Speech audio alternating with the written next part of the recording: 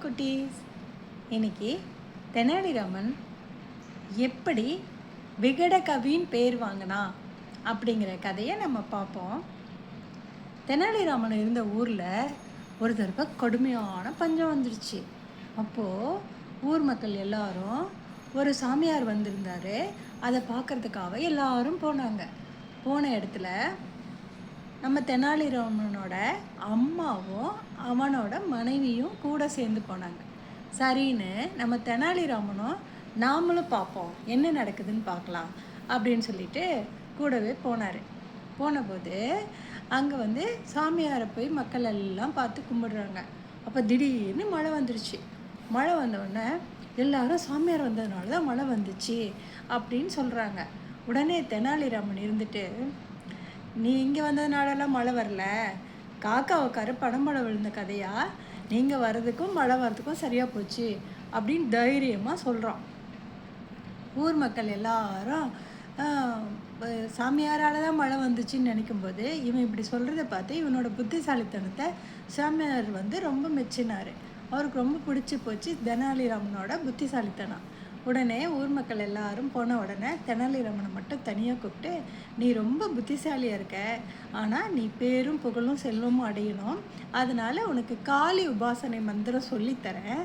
அதனால் நீ உட்காந்து தனியாக பூஜை பண்ணி காளி நீ துதித்து பாடி நீ காளிக்கிட்ட வரம் வாங்கிக்கோ அப்படின்னு சொல்லி கொடுக்குறாரு. இவனும் உட்காந்து கர்மசிரத்தையாக நல்லா கேட்டுக்கிறான். கேட்டுட்டு தனியாக போய் உக்காந்து பூஜைக்கான எல்லா ஏற்பாடும் செஞ்சுட்டு நல்லா பூஜை அவர் சாமியார் சொல்லி கொடுத்த மாதிரியே எல்லா பூஜையும் நல்லா பண்ணிவிட்டு காளியோட மந்திரத்தை நல்லா பக்தியோடு உச்சரிச்சுட்டே இருக்கும்போது திடீர்னு காளி பிரசன்னம் ஆகுறாங்க. காளி தோன்றி, மகனே உனக்கு என்ன வேணும் அப்படின்னு கேட்குறாங்க. இவன் ஒன்றுமே பேசாமல் இருக்கிறத பார்த்துட்டு காளி ரொம்ப கோபம் ஆகிடுறாங்க.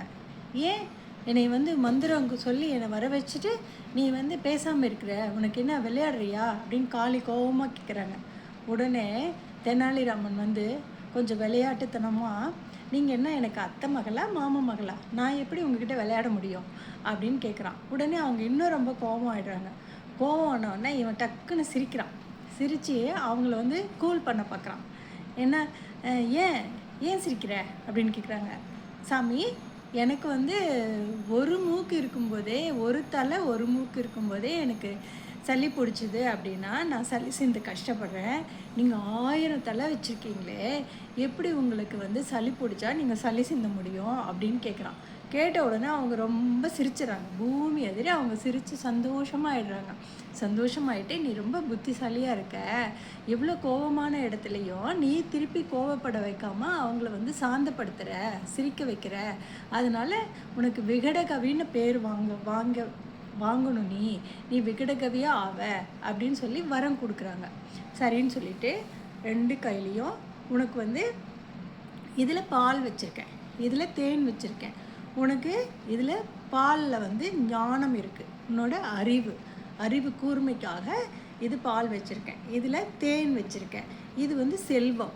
வாழ்க்கையில் நம்ம அறிவை பயன்படுத்தி செல்வமாக ரெண்டுமே வேணும், ரெண்டில் உனக்கு என்ன வேணும் அப்படின்னு கேட்குறாங்க. உடனே இவன் புத்திசாலித்தனமாக, பாலில் தேன் கலந்து சாப்பிட்டா தான் நல்லாயிருக்கும், அதனால் எனக்கு அறிவும் வேணும் செல்வமும் வேணும் அப்படின்னு சொல்கிறான். உடனே அவங்க சந்தோஷமாகி, சரி ரெண்டுமே உனக்கு நான் தரேன், உனக்கு அறிவும் தரேன் செல்வமும் தரேன், நீ விகடகவின்னு பேர் வாங்குவ அப்படின்னு அவனுக்கு ஆசி சொல்லி அவனுக்கு வரம் கொடுத்துட்டு அவங்க மறைஞ்சிடுறாங்க. தெனாலிராமனும் கிருஷ்ணதேவரோட அரண்மனைக்கு போயிட்டு அங்கே போய் விகடகவின்னு பேர் வாங்கி தன்னோட புத்திசாலித்தனத்தாலையும் அறிவு கூர்மையாலையும் எல்லாத்து மனசுலையும் இடம் பிடிச்சி சந்தோஷமாக வாழ்கிறாங்க.